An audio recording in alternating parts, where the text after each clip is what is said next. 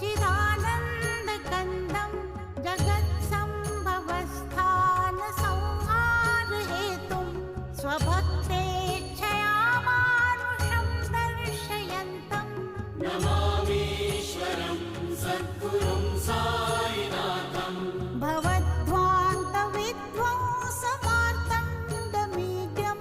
मनोवागतीतं मुनिर्ध्यानगम्यं जगद्व्यापकं